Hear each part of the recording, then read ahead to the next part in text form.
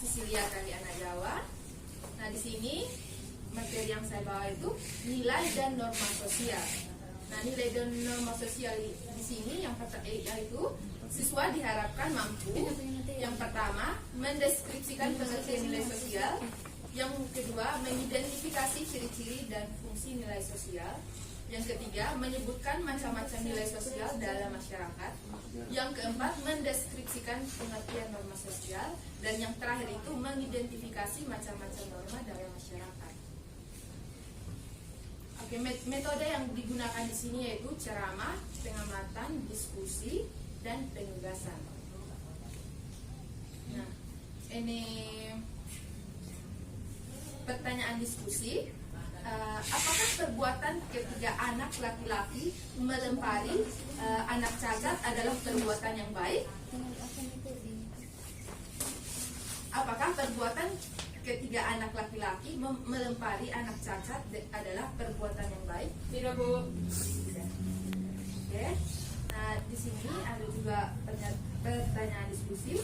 Apakah perbuatan sang anak perempuan menyuruh sang anak cacat untuk lari adalah perbuatan yang baik? Tidak, Bu.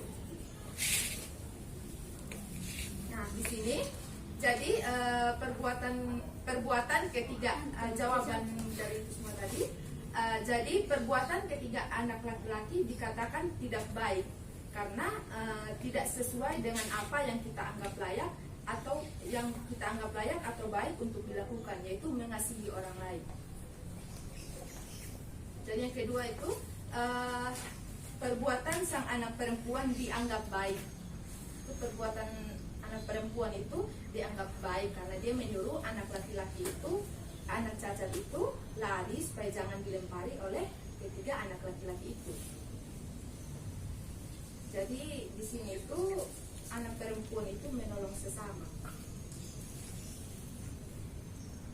Jadi nilai ini berfungsi sebagai pendorong dan pengaruh masyarakat dalam berpikir, dalam bertingkah laku. Oke, sebagai pengawas atau pengontrol perilaku manusia agar berperilaku sesuai dengan yang diinginkan sistem nilai. Oke, di sini norma sosial. Nah, di sini norma sosial adalah ide atau konsepsi masyarakat tentang baik dan buruk. Nah, di sini juga norma sosial dapat diartikan sebagai patokan aturan perilaku manusia dalam kehidupan masyarakat. Jadi norma adalah perwujudan dari nilai-nilai yang dianut dalam masyarakat. Nah, di sini ada juga nilai yang terkandung dalam norma. Nah, nilai yang terkandung dalam norma itu yang pertama, contoh yang pertama, dilarang membuang sampah sembarangan di sekolah dan di tempat umum. Yang kedua itu dilarang merokok di sini, di ruang ber-AC dan di rumah sakit. Yang ketiga itu tamu wajib lapor di lingkungan RT atau RW.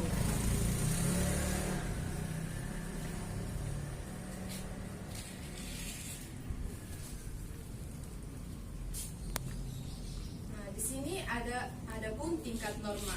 Tingkat norma yang pertama itu cara. Nah, ini norma yang paling lemah daya pengikatnya. Nah, orang yang melanggar hanya mendapat sanksi berupa cemooh. Yang kedua itu kebiasaan.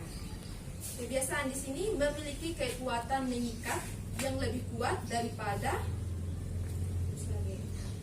kebiasaan merupakan perbuatan yang dilakukan berulang-ulang sehingga menjadi bukti bahwa orang yang melakukannya menyukai dan menyadari perbuatan buat.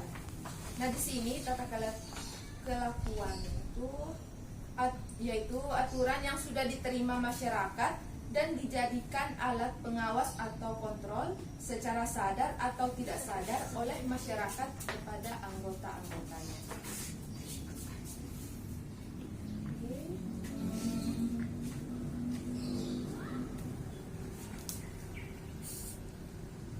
Nah, di sini ada interaksi sosial. Nah, interaksi sosial itu yaitu terjadinya hubungan antara dua orang atau lebih.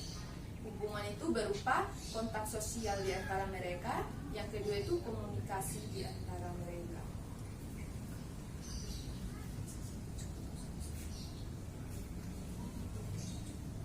Oke. Nah, di sini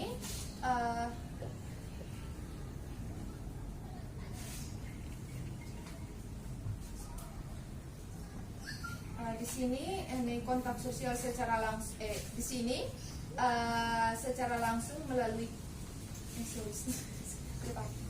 Oke, ini kan kontak sosial. Nah, kontak sosial di sini ya terjadi secara langsung melalui kontak fisik seperti berbincang, menyentuh, mimik dan sebagainya. Oke, kalau secara tidak langsung itu melalui media seperti surat, telepon, email, SMS, radio atau TV. Nah, di sini ada komunikasi. Nah, komunikasi di sini kegiatan saling menafsirkan perilaku perilaku, pembicaraan, gerakan fisik, sikap dan perasaan-perasaan yang disampaikan. Nah, di sini interaksi sosial adalah hubungan sosial yang dinamis antara individu dengan individu lain, antara individu dengan kelompok, dan antara kelompok dengan kelompok. Nah, terima kasih, sekian materi yang saya sampaikan.